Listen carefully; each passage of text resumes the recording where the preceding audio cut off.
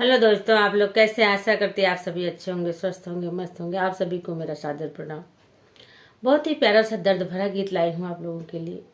देखिए कि घर की पली बढ़ी बिटिया एक दिन उसको जो है दूसरे घर भेजना पड़ता है, और घर जो दूसरे के घर से आता है वो मालिक बन जाता है। तो एक भाभी जो है ननद को कह रही हैं कि अच्छा हुआ चली गई, विदाई हो गई, अच्छा हुआ, मेरे घर की बैरन मेरी दुश्मन चली गई। भाई से कह रही है, और जो ये खाती थी बच जाएगा, मेरे कुकुर बिलार खाएंगे। तो कितना वो खाना खा लेती थी, जितना बेटियां हमारी खाती नहीं उससे ज़्यादा घर में काम करती हैं। ऐसे नहीं कहना चाहिए किसी को। हमारी बेटियां ही हमारी घर की लक्ष्मी हैं, उन्हीं से तो हम आगे बढ़े हैं। जब बेटियां बड़ी हो गई तभी तो बहू आई हैं। तो किसी के घर की तुम भी बहू हो और तुम्हारी भाभी अगर ऐसा कहे तो कैसा लगेगा। सुनिए आप लोग, गीत बहुत ही अच्छा है, फुल वॉच करके सुनिएगा और कमेंट में और लाइक भी दीजिएगा अच्छा लगेगा तो सुनिए आप लोग, बहुत ही प्यारा गीत है।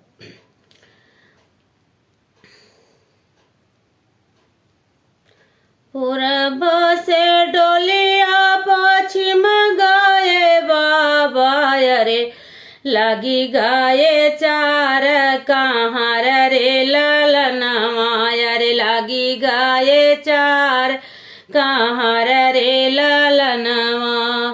पूरबा से डोलिया पश्चिम गाए बाबा रे, लगी गाये चार कहाँ रे ललनवा रे, लगी गाये चार कहाँ रे ललनवा।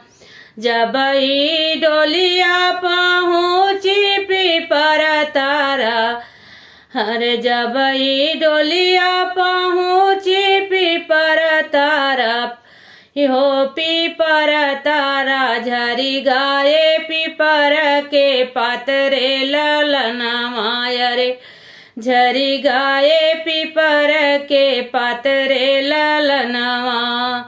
दुआरे से पापा जे रोई रोई पूछई रे, कहाँ गाई बहिनी हमार रे ललनवा रे, कहाँ गाई बहिनी हमार रे ललनवा। घरवा से मामी जे रुआवत के निकरई रे, बहिनी जे गई ससुराल रे ललनवा रे, बहिनी जे गई ससुराल रे ललनवा।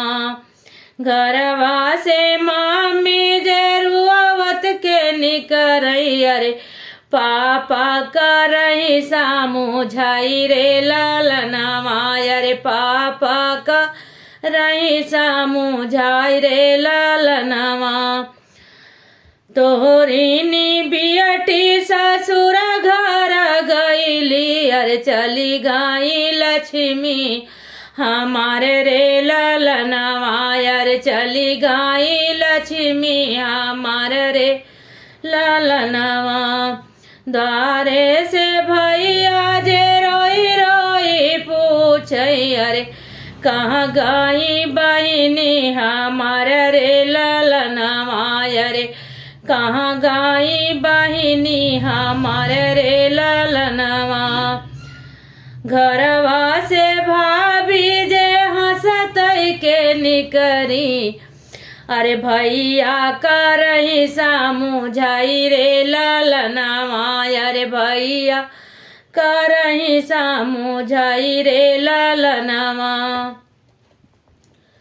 तोहरीनी बहिनी सा सोमिया घर गईली अरे, चली गई बैरन हमार रे ललनवा अरे, चली गई बैरन हमारे रे ललनवा। तोहरीनी बहिनी सोमिया घर गईली अरे, चली गई बैरन तोहार रे ललनवा अरे, चली गई बैरन तोहार रे ललनवा, चली गई बैरन हमार रे ललनवा। इनकार रोटिया बचिया रहे स्वामी अरे, खाई हाई कुकुरा बिलार रे ललनवा रे, खाई हाई कुकुरा बिलार रे लालनवा इनकर रोटिया बची रहे स्वामी अरे खाई हाय कुकुरा बिलार रे लालनवा अरे खाई हाय कुकुरा बिलार रे लालनवा इनकर कपड़वा के पोतन बनाई भई अरे लिपबाई अंगना दुआर रे लालनवा अरे लिपबाई अंगना दुआर रे लालनवा। मतलब ननद की इतनी बड़ी वो हो रही है, वो चली गई उसी घर में पली बढ़ी, आज वही भाभी कहने को तैयार है कि अच्छा हुआ चली गई, ये इनकी रोटी हमारे कुकुर बिलार खाएंगे, इनके कपड़े हम पोतना बना के घर लीपेंगे। क्या पहले नहीं घर पोता लीपा जाता था? क्या पहले कुत्ता बिल्ली नहीं खाते थे खाना? पर देखो लोग कैसी कैसी सोच है, कुछ आज भी हैं, इस जमाने भी हैं ऐसी भाभियाँ। सब तो नहीं है, सबको तो नहीं कह सकते हैं, पर कुछ है। तो सुनिए आप।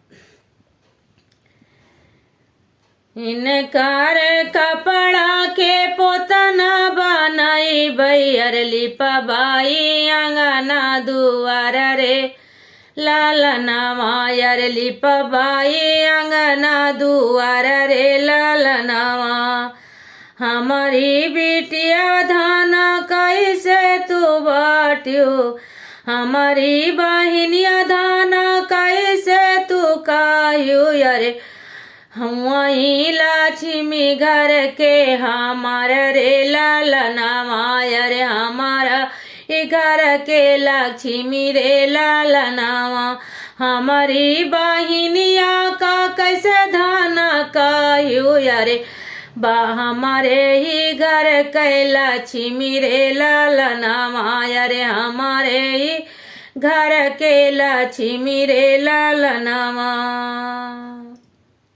गीत कैसा लगा आप लोग को?